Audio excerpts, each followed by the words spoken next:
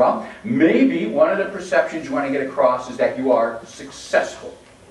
Is that a good idea to maybe get across? Some people like to be known as successful. We like to deal with successful people. Why? Because that makes us feel good about our decisions. You bought from who? Oh, they are a good company. And we want to know that you're successful, so that maybe you're around next year when we need something more, need some servicing, need warranty. How do people decide if you are successful? Well, there's a bunch of things you can do, but the number one, the most powerful way, the simplest way, the quickest way that we judge if you are successful, when you talk about your product, what you can do, what you have done for your clients, we look you up and down, and we look for that confidence that you exude. That's how we decide if you are successful. We say, gee, she looks good, she must be good, tell me more. But confidence doesn't come from a seminar, doesn't come from a book, you don't get it from joining a club, you don't get it from anybody else. You have all the confidence you already need inside of you. The problem is we tend to hide it. Why? Because we get beat up all our life. People tell us that we're not that good, including ourselves. We go around saying, you're not that good, you know, you're not that good. You're just the only speaker they could get today.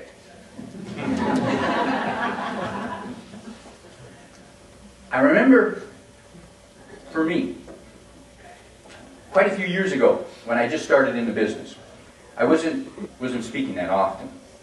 And I got a call. A client hired me to do a keynote closing presentation at a big conference, fancy conference down at Niagara-on-the-Lake, fancy conference center, and George Torok was going to do the keynote. I felt really good. In fact, I felt so good I couldn't sit down. I had to get up. I got out of my office and I walked outside. As I'm walking outside, I happened to walk past my car. And just at that moment, the little voice in my head came on. Does this ever happen to you? The little voice. The little voice said, hey, George. Ah, what now? I was just feeling good, you know. Hey, George. Your car is rusty. Yeah, I know. It's been rusty for a while. Just didn't get rusty overnight. Hey, George. You just been booked to do that keynote speech down at Niagara-on-the-Lake. Fancy conference. Lots of people. Going to hear your message. You charge those big dollars. You're going to show up in that rusty car.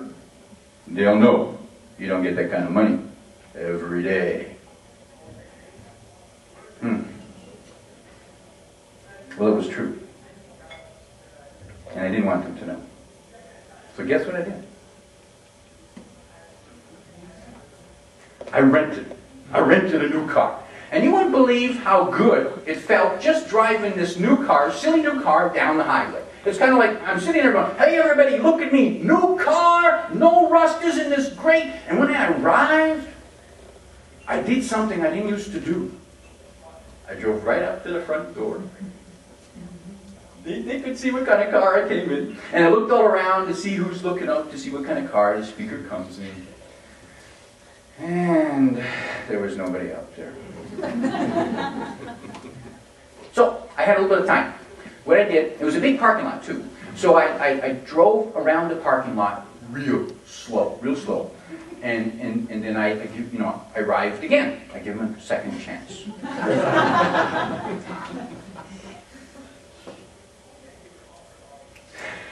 Nobody out there. So I had to do the speech. So I parked the car. I went in, I did the keynote. It was fabulous. And then when I was done, you would think somebody would want to walk outside with the speaker to see what kind of car he came in. Nobody. So I drove home. My dad, he's a practical kind of guy. And if I told him about that experience, he'd say, George, you wasted your money. But you know, I don't think so. You see, the car didn't give me confidence. You don't get confidence from a new car, new hairdo, new laptop, new suit, new desk. Those things don't give you confidence. But that day, I needed to take my mind off the silly rusty car to concentrate on what I was good at doing.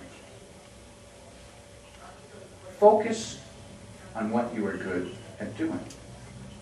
The more you focus on your strengths, the more your confidence will come out, the more successful you will look, the more successful you will be.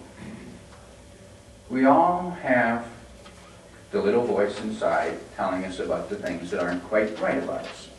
And we probably hear that voice a lot more than we hear the other voice that say, hey, this one thing you're good at. Maybe not the best in the world, but pretty darn good. Focus on the things that you are good at. The more you do that, the more confidence will come out. The more your prospects will see that, the more they will like to deal with you, because we'd rather deal business with confident people. Hang around people who make you feel good about yourself. What's another perception that you might like to get across?